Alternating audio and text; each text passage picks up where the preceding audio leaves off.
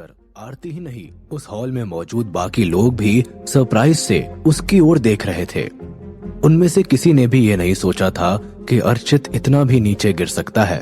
अपने बेटे की गलती पर माफी मांगने की बात तो बहुत दूर, वो तो उल्टा आरती को धमका रहा था।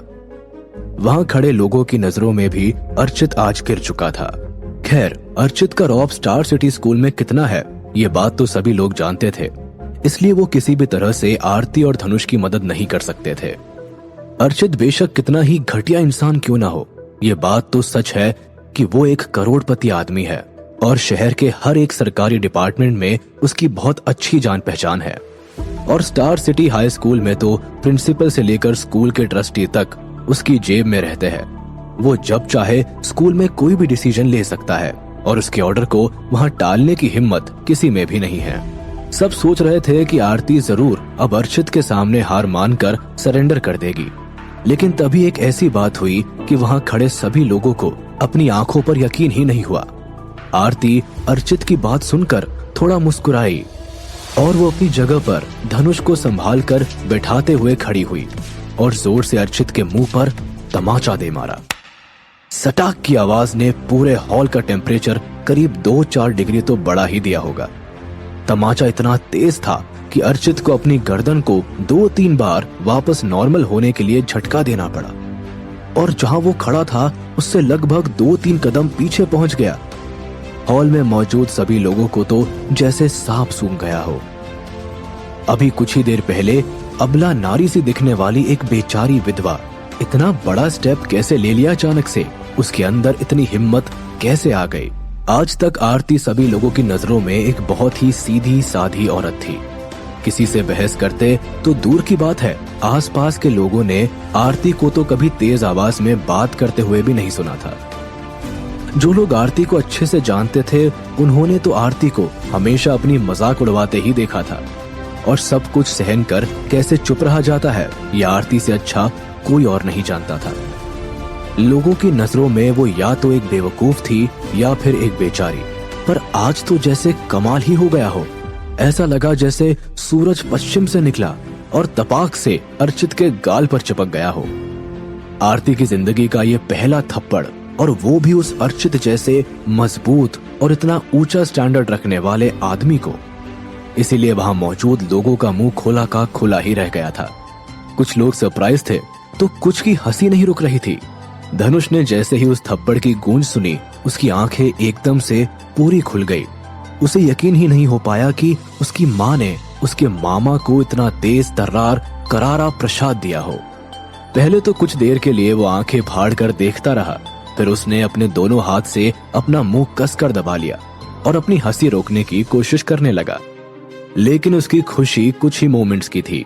धनुष का शरीर धरती पर बहुत कमजोर था और अर्चित से लड़ने के लिए जिस आग की शक्ति की कला का यूज करके उसने अपनी विल पावर को अचानक से बहुत बढ़ाया था, उसकी टाइम लिमिट बस इतनी ही थी। उस पावर का यूज करके धनुष ने अपने बॉडी की बहुत सारी एनर्जी का लॉस कर दिया था। इसलिए मुश्किल से 1-2 बार जोर से हंसने की वजह से ही वो बेजान सा होकर एक तरफ लुढ़क गया। अर्चित अपने गाल पर हाथ रखकर एक स्टैचू सा बना हुआ खड़ा है। पहले तो उसे यकीन ही नहीं हुआ कि किसी ने उसके गाल पर खींचकर इतनी जोर से चांटा दे मारा, और मारने वाला भी कोई और नहीं, उसकी छोटी बहन है जो उम्र ही नहीं शरीर की बनावट में भी उससे काफी छोटी है। एक पल के लिए तो उस थप्पड़ ने अर्चित की आंखों को बिजली सी चमका दी थी। अर्चित गुस्से में पागल सा हो गया था। उसका चेहरा लाल और आंखों में खून उतर चुका था। और फिर जैसे ही वो आरती को उस थप्पड़ का जवाब देने वाला था, उसके हाथों में क्रांति सिंह ने पीछे से हथकड़ियां डाल दी। क्रांति अर्चित के ठीक पीछे ही खड़ी थी और उसने अंदाजा लगा लिया था कि अर्चित आरती के ऊपर पलटकर हमला कर सकता है। इसलिए क्रांति ने एक पल की भी देरी किए बिना अर्चित को पुलिस का गहना पहना दिया था। मानवी और दोनों बच्चे अन्नू और तन्नू सब समझ ही नहीं पा रहे थे कि एक ही पल में ये क्या से क्या हो गया। जिस हथकड़ी को वो आरती और धनुष के हाथों में इमेजिन कर रहे थे, उनके ही बाप के हाथ में दिखाई दे रही है। क्रांति अर्चित की आंखों में घूर रही है, जैसे उसे वार्निंग दे रही हो कि अगर उसने हिलने डुलने की कोशिश की तो उसके साथ और भी बुरा हो सकता है।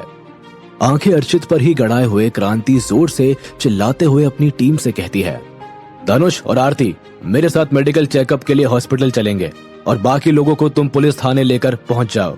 अपनी टीम की ओर हाथ के इशारों से ही क्रांति ने उन्हें ऑर्डर दे दिया था। मतलब आज का खेल खत्म। अर्चित हवा निकले हुए गुब्बारे की तरह इधर उधर देख रहा था। उसके हाथों में हथकड़ियां थी। उसे समझ ही नहीं आ रहा था कि ये उसके साथ क्या हो गया है, और वो भी उसके जन्मदिन के दिन। उसका पैसा, रुतबा सब एक ही दिन में मिट्टी में मिल गया था। जो लोग उसके सामने सर झुकाकर चलते थे वो उसे देखकर हंस रहे थे, उसके ऊपर ताने कस रहे थे। मानवी का भी कुछ यही हाल था। उन्होंने जन्मदिन की पार्टी थ्रो की थी अपनी शान और शौकत लोगों को दिखाने के लिए, पर ये सारा दिखावा तो उल्टा ही पड़ गया था। उसकी अपनी किट्टी पार्टी की सहेलियां उसके ऊपर हंस रही थी। बेशक 2 दिन में वो पैसे के दम पर जेल से बाहर आ जाए, पर इज्जत एक बार चली जाए तो वापस लौट कर नहीं आती। मानवी के अंदर इतनी हिम्मत भी नहीं थी कि वो सर उठाकर देख सके, क्योंकि हुआ तो ये सब उसके अपने बच्चों के कारण ही। लोग तो यही बोलेंगे कि उसने कैसे संस्कार अपने बच्चों को दिए हैं कि वो घर में चोरी करके एक विधवा और उसके मासूम बेटे को परेशान कर रहे हैं। दूसरी ओर अन्नू और तन्नू, इस खेल के क्रिएटर, बेवकूफों की तरह स्टैचू बनकर खड़े थे। उन्होंने तो सोचा था धनुष को अच्छा मजा चखाएंगे, पर सारी बाजी ही उल्टी पड़ चुकी थी। उनके प्रैंक के कारण उनके बाप को जेल की हवा खानी पड़ेगी।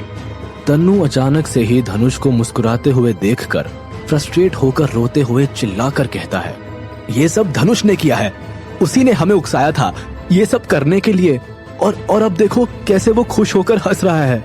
लेकिन अब वहां कोई भी तन्नू या उसकी फैमिली का भरोसा करने वाला नहीं था। सब सच्चाई जान चुके थे, और फिर अर्चित की हरकतें देखकर तो अगर कोई आगे आता भी तो भी नहीं आएगा। इसलिए किसी को फर्क नहीं पड़ा कि तन्नू क्यों रो पीट रहा है। धनुष को हॉस्पिटल में एडमिट कर दिया गया है। उसको काफी सीरियस इंजरी हो गई थी। रात गहरी हो चली थी। आसमान में तारे टिमटिमा रहे हैं। पूरा सन्नाटा।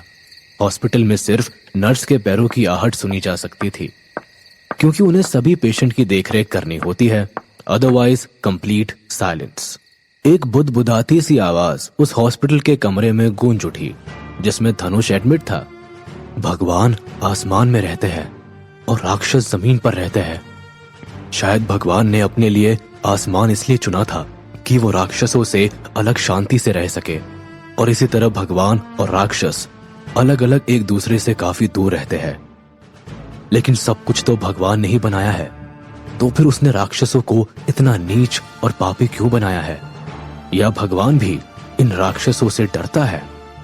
यूनिवर्स हमेशा मूव करता रहता है, इसलिए स्ट्रॉन्ग एंड वीक फोर्सेस को हमेशा के लिए अलग नहीं रखा जा सकता। आज नहीं तो कल ये दोनों मिलेंगे जरूर, और जब ये दोनों आपस में टकराएंगे तो एक भयंकर विस्फोट होगा, और फिर नेचर में स्ट्रॉन्ग एंड वीक फोर्सेस को एक साथ रहना ही होगा। ये अजीब सी बात है। उस कमरे में बुदबुदाने वाला कोई और नहीं, धनुष ही था। और ठीक उससे कुछ ही दूरी पर धनुष के राइट हैंड पर उसकी माँ आरती सोई हुई थी, जो धनुष की आवाज सुनकर आंख खोलकर उसी की ओर देख रही थी। आरती धनुष की आवाज सुनकर दौड़ती हुई उसके पास आती है और देखती है कि धनुष की आंखें तो बंद है। तब आरती को लगता है कि जरूर धनुष ने कोई बुरा सपना देखा होगा। शायद उसके साथ दिन में जो हुआ है वही वो सपने में सोचकर डर गया है और उसी की बातें बड़बड़ा रहा है। आरती उसे उठाने की कोशिश करने लगी, पर धनुष के चेहरे पर खिड़की से पड़ती चांदनी रोशनी को देखकर आरती ठहर जाती है। धनुष ने जो वर्ड्स कहे थे वो तो आरती की समझ के बाहर थे, लेकिन उसके चेहरे पर जो एक अजीब से कामनेस आई थी, वो एक्सप्रेशन देखकर आरती को भी जैसे शांति सी मिल गई हो। धनुष के चेहरे पर एक हल्की सी स्माइल साफ दिखाई दे रही थी। तब आरती ने धनुष का सर उठाकर अपनी गोद में रख लिया और उसके बालों में हाथ घुमाने लगी। आरती को लगा धनुष स्कूल की कोई पोयम रिसाइट कर रहा है, क्योंकि वो अब बड़ी क्लास में जो आ चुका था। लेकिन अगले ही पल जो हुआ वो देखकर आरती की आंखें फैल गई। उसने देखा कि खिड़की से आती हुई स्टार्स की रोशनी अचानक से तेज हो गई है और वो धनुष के चेहरे पर पड़ रही है। वो सितारों की रोशनी धनुष के शरीर में एंट्री करते ही गायब हो रही है। ऐसा लग रहा था मानो धनुष की बॉडी में स्टार्स की रेस डिसॉल्व हो रही हो। और फिर कुछ ही देर बाद एक चमकती हुई सफेद रोशनी की किरण ने धनुष की बॉडी को चारों ओर से घेर लिया, मानो धनुष के शरीर से ही व्हाइट लाइट निकल रही हो। आरती को पहले उसे देखकर एक पल के लिए डर गई थी, पर जैसे ही उसने उस व्हाइट लाइट को टच किया तो वो सब गायब हो गया।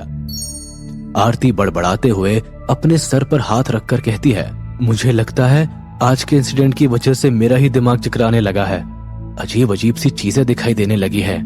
इतना कहकर आरती वहां से उठी और धनुष को वही पास में रखी चादर उड़ाकर अपने बेड पर जाकर लेट गई। लेकिन आरती ने एक चीज मिस कर दी थी। उसका ध्यान ही नहीं गया था जब वो व्हाइट लाइट उसके छूने से गायब हुई तब धनुष की आंखों में एक अजीब सी हलचल हुई थी। धनुष फिर से कुछ कहता है, the heavenly art of cosmic genesis. क्या मैंने सचमुच उस एनर्जी फॉर्मेशन का फॉर्मूला ढूंढ लिया जिससे एक नए यूनिवर्स को पैदा किया जा सके? धनुष की आंखें आधी खुली हुई थी और वो वैसे ही हॉस्पिटल के बेड पर निढाल पड़ा हुआ था। उसके चेहरे पर एक अजीब सा कंफ्यूजन था। The heavenly art of cosmic genesis एक मिस्टीरियस टेक्निक थी जो धनुष को अनइंटेंशनली ही देवताओं और राक्षसों के प्राचीन स्थान से मिली थी। ऐसा कहा जाता है कि एंशिएंट एरा में जब यूनिवर्स एनर्जी की फॉर्मेशन नहीं हुई थी, उस वक्त वर्ल्ड में सिर्फ निराकार एनर्जी ही थी। उस वक्त ह्यूमन रेस चींटियों की तरह धरती पर रेंगती थी और पूरे संसार पर देवता और दानवों का राज था, जिनके अंदर चट्टानों तक को हिलाने और समुद्र को सुखाने की पावर हुआ करती थी। माना जाता है कि देवताओं के पास बहुत ही पावरफुल इंसाइट्स हुआ करती थी, इसलिए उनकी टेक्निक से ही उस वक्त माइंड एवोल्यूशन में मदद मिलती थी। दूसरी ओर दानव फिजिकली बहुत फिट हुआ करते थे, इसलिए उनकी टेक्निक से उनकी फिजिकल स्ट्रेंथ को बढ़ाने में मदद मिलती थी। लेकिन देवता और दानवों दोनों की टेक्निक अपनी अपनी जगह स्ट्रांग होने का सबसे बड़ा नुकसान यही होता था कि देवता और दानवों में आए दिन टकराव होते रहते थे और इसी वजह से एंशिएंट एरा से लेकर आज तक उन दोनों में से कोई भी टेक्निक डेवलप नहीं हो पाई थी। और शायद एंशिएंट एरा में देवता और दानव दोनों के शक्तिशाली होने और दोनों के ही अपने आप को सुपीरियर प्रूव करने की होड़ में दोनों ही समाप्त हो चुके थे। लेकिन जो पावर धनुष को मिली थी वो देवता और दानव दोनों की ही पावर्स का मिक्सचर था, जिस वजह से उसे एक बहुत ही ज्यादा पावरफुल टेक्निक मिल गई थी। इसलिए उस पावरफुल टेक्निक के मिलते ही इमॉर्टल वर्ल्ड में धनुष ने उस टेक्निक के बारे में पूरी कंसंट्रेशन से स्टडी करना शुरू कर दिया था। लेकिन इमॉर्टल वर्ल्ड में लगभग 100 साल बाद धनुष ये समझ चुका था कि वो भी इस टेक्निक को डेवलप करने में केपेबल नहीं है, क्योंकि इस टेक्निक को डेवलप करने के लिए धनुष का फिजिकल और मेंटल दोनों रूप में प्रथम स्टेज में होना जरूरी था। मतलब जब वो सिर्फ अपनी माँ के गर्भ में एक गर्भस्थ शिशु के रूप में था, क्योंकि इस टेक्निक को डेवलप करने की सबसे जरूरी कंडीशन यही थी कि इस्तेमाल करने वाले की बॉडी का फिजिकल और मेंटल रूप बिल्कुल पवित्र होना चाहिए था। और एक इंसान अपनी माँ के गर्भ में ही बिल्कुल प्योर फॉर्म में होता है, जो धनुष के लिए अब असंभव था। क्या धनुष इस टेक्निक को आगे